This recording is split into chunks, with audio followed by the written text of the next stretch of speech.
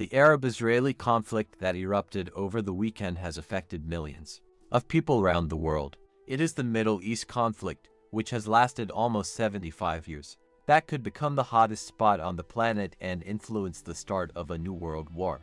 Experts say, "We followed the development of the conflict, assessed the situation with experts and are ready to explain why.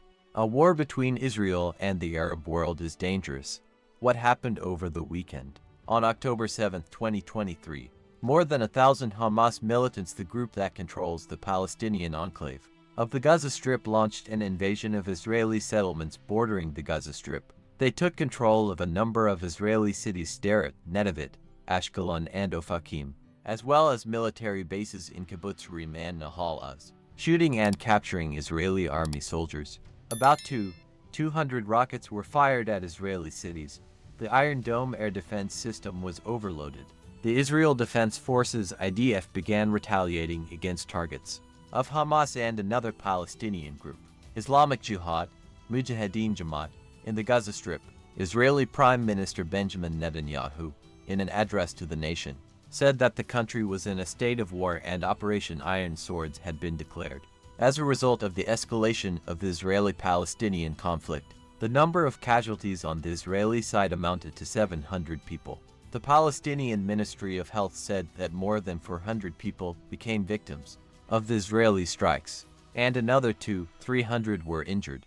The origins of the conflict: this is how it happened historically. In fact, the history of the Arab-Israeli conflict goes back to the period when the Ottoman Empire collapsed after the First World War. By this time, Arab nationalism already existed, the goal of which was to create independent national states in the territories of the Ottoman Empire populated by Arabs. At the same time, among Jews living in Europe, there was Zionism, which was a movement for the creation of a Jewish state in Palestine. The religious and spiritual unity of Jews in the diaspora with Palestine survived centuries, but until the end of the 19th century, only small groups of Jews, motivated by purely religious feelings, immigrated and settled there. By the end of the 19th century, there were about 50,000 people. But under the influence of Zionist propaganda, the number of immigrants grew.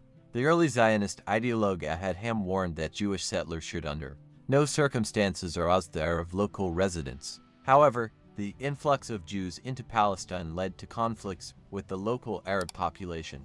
In 1917, the British authorities, needing the support of Jews in the First World War, issued the so-called Balfour Declaration, which promised the creation of a Jewish national home in Palestine. After the end of World War I, in 1919, Zionist leader Chaim Weizmann met with one of the Arab nationalist leaders, Amir Faisal. In the hope of cooperation, Faisal signed an agreement with Weizmann in which he pledged to support the Zionist claims in Palestine on the condition that Arab plans for national revival would be implemented in Syria and Iraq. But this agreement did not have much significance. The League of Nations decided to place Palestine under British administration.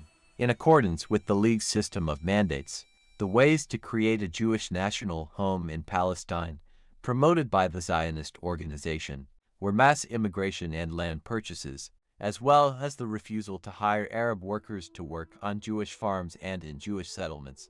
Mass Jewish immigration to Palestine began shortly after the end of World War I, leading to fierce Arab resistance as early as 1920 and 1921. After the collapse of the Ottoman Empire as a result of its defeat in World War I, the conflict between Zionist Jews and the Arab population of Palestine was reduced mainly to the territorial claims of both sides to mandatory Palestine. In 1948, neighboring Arab countries declared war on the newly created Jewish state. Thus, the conflict went beyond Palestine and became a conflict between Israel and all other Arab states in the region.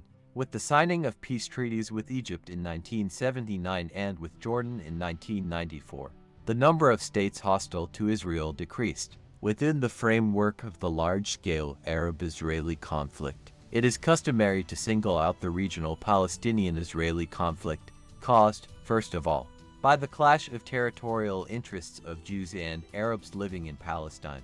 In recent years, it is this conflict that has been the source of political tension and open armed clashes in the region. They also say that the Arab-Israeli conflict began with the creation of the State of Israel. In 1948, for more than 2,000 years, the Jews did not have their own state, and they were forced to wander around the world. But they always remembered that there was a piece of land that was once conquered by Muslims. In the mid-19th century, the World Zionist Organization, created by wealthy European Jews, began buying land in Palestine from wealthy Arab feudal lords. Jews emigrated here, and the fellow peasants, who had worked in the fields for many years, were confronted with the fact you don't live here anymore. At the instigation of several European countries, on November 29, 1947, the UN General Assembly voted for the creation of two states, Jewish and Arab, in the West Bank. The Jewish population welcomed the plan with a bang, but the Arab population still does not recognize that all neighboring states have Israel. As across the throat, the situation is aggravated by the fact that within Israel there is a Palestinian state, which is territorially located on the west bank of the Jordan River and has its own enclave. To the west, the Gaza Strip. Formally, it is part of the Jewish state with its own autonomy, but in reality it strives for sovereignty. It is he who is supported by Arab countries when conflicts escalate. And before the end of the video, I will tell you how the conflict developed, war for independence. Immediately after the formation of the state, Israel faced a coalition of Arab states, the Arab League, which included Egypt, Syria, Lebanon, Iraq, and others. The Palestinians and Middle Eastern countries declared holy war on Israel. But in 1949, the Israelis captured the entire territory of Palestine, expelling about 1 million Arabs from there. Under pressure from world powers, Israel retreated and strengthened itself in the territories allocated to it by the UN decision, seizing 300 square kilometers of territory that it considers historically its own. Six-Day War. In 1967, Egypt, Syria, and Jordan massed their troops to Israel's borders, expelled UN peacekeepers, and blocked Israeli ships from entering the Red Sea and the Suez Canal. Israel, ahead of the enemy, attacked the territories and carried out a brilliant military operation, seizing the Golan Heights from Syria, the Sinai Peninsula and the Gaza Strip from Egypt, and the West Bank from Jordan. War of attrition. A year later, Egypt, with the goal of returning the Sinai Peninsula, waged war with Israel for 2 years, but with the intervention of the United States, the conflict was ended without territorial changes. Yom Kippur War. The Arab League in 1973, armed with Soviet military supplies, decided to take revenge on Israel and destroy the state. But Israel not only survived, but also retained control over the territories. Peace for Galilee-Lebanon War. During the Lebanese Civil War in 1982, the Palestine Liberation Organization PLO was formed, which shelled the northern borders of Israel and stormed it with raiding parties. The PLO set itself the goal of eliminating Israel. Israeli troops defeated the Syrian army, Palestinian forces, and their Lebanese allies, captured the cities of Tyre and Sidon, and entered the capital Beirut. As a result, a government loyal to Israel was installed in Lebanon. Intifada. In the 2000s, the conflict subsided, but in 2005, Israeli settlers were expelled en masse from the Gaza Strip, and barriers and checkpoints were installed along the contact lines.